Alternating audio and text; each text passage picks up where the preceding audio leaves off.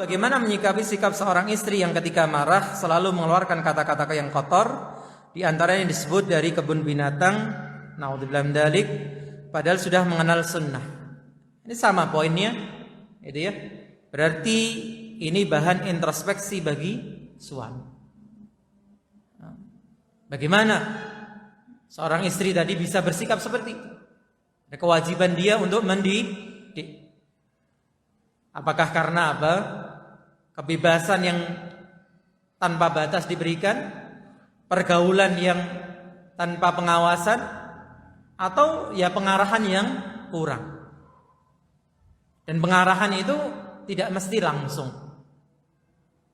Tidak semua kita punya ilmu yang mencukupi. Tidak semua kita siap berdiskusi. Maka minimal apa? Diajak ke pengajian, dibelikan buku-buku agama, gitu ya. Wallahu a'lam.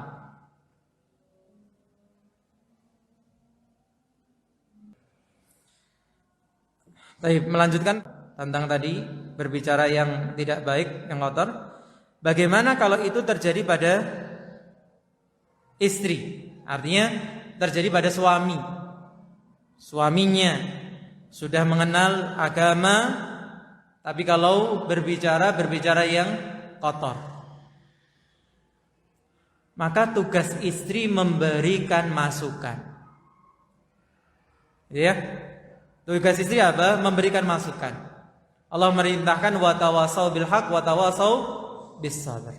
Saling berwasiat dalam kebenaran, saling berwasiat dalam kesabaran. Dan ini mengingatkan kita para suami ini ya harus bersikap gentle. Bersikap apa? Kesatria. Wong laki-laki, apa itu kesatria yang laki-laki? Yang salah yo wani ngakoni salah. Jadi ya, jangan sampai kita ini sebagai suami merasa apa? Selalu benar. Bisa jadi saya yang benar atau kamu yang salah. Kalau ngomong gitu ya, Dek, jadi begini, di dalam rumah tangga ini bisa jadi saya yang benar atau kamu yang salah. Jadi setiap kata saya harus diikuti. Ingat kisah ketika terjadi apa? Pencegatan. Rasulullah SAW dan para sahabat mau umroh. Dihadang oleh orang Quraisy. Akhirnya terjadi apa? Sulhu Hudaybiyah. Perdamaian Hudaybiyah. Dan salah satu klausul perdamaian itu menyebutkan umrohnya tahun ini nggak bisa dilaksanakan. Baru bisa umroh kapan? Tahun depannya. Padahal Rasulullah SAW sudah sampai Mekah. Sudah niat umroh. Nah, orang kalau sudah niat haji umroh gagal, harus apa? Mengulang lagi tahun depannya. Dan di saat itu harus membayar dam dan bertahallul. Kalau tidak tahallul ya dia harus pakai baju ihram sepanjang tahun. Maka Rasulullah SAW kemudian apa? Setelah perdamaian terjadi, memerintahkan para sahabat untuk cukur rambut dan motong dam. Apa yang terjadi? Semua sahabat diam. Para ulama menerangkan bukan karena para sahabat itu bangkang bantah, enggak. Tapi mereka masih nunggu semoga turun wahyu, turun perintah merubah perintah ini. Keadaan berubah sehingga bisa apa? Menuntaskan umrahnya. Melihat para sahabat diam saja, Rasulullah apa? Marah. Tapi ya memang suasananya seperti itu. Beliau pun masuk ke tendanya siapa? Ummu Salamah. Kemudian Ummu Salamah melihat wajah beliau yang muram, bertanya, apa yang terjadi? Maka diceritakan apa yang terjadi. Kemudian Ummu Salamah setelah mendapatkan cerita ini membuat sebuah usulan. Apa itu usulannya? Keluarlah, panggil tukang cukur, keluarlah, jangan berkata sepatah kata pun. Kemudian panggil tukang cukurmu dan sembelih hewan sesembelihanmu atau dam. Maka Rasulullah segera mengikuti usul sang istri. Dipanggil tukang cukur, langsung dia cukur. Setelah cukur apa? Langsung motong dendanya, damnya. Melihat itu, para sahabat langsung seketika mencukur rambut mereka satu dengan yang lain, sampai dikatakan apa? Kada yataqatalun. Hampir-hampir mereka saling bunuh.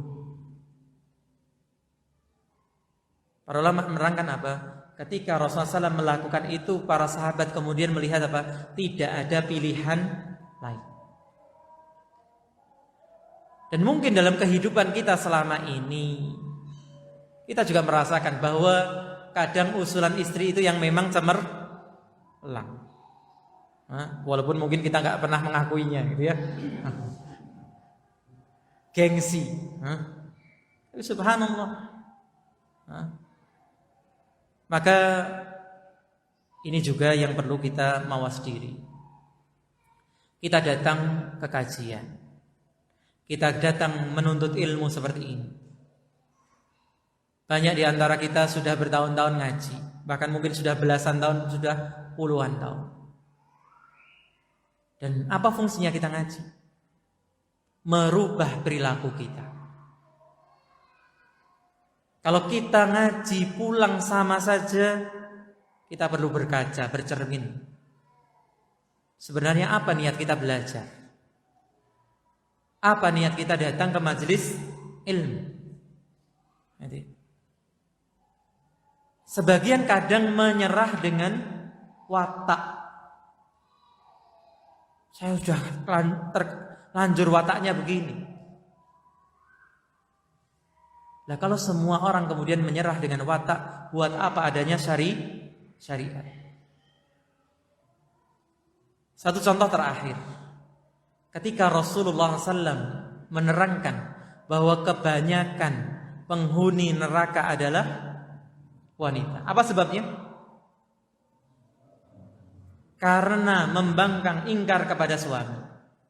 Apakah hadis ini kemudian dalil bagi para istri? Oh, berarti ya wis gawan bayi wong wedok kuwi yen mbek wong lanang. Oh, kasihan teman-teman NTT ya. Apakah ini dalil seorang istri kemudian mengatakan apa? Oh, ini nyatanya ada hadisnya. Istri itu ya bangkang sama suami. Begitu? Enggak. Hadis ini adalah warning. Wahai para istri, kalau kalian nuruti watak kalian yang suka membangkang kepada suami, kalian tempatnya akan di neraka. Maka belajar agama supaya kalian tidak masuk neraka. Demikian pula kita. Wallahu ta'ala a'lam.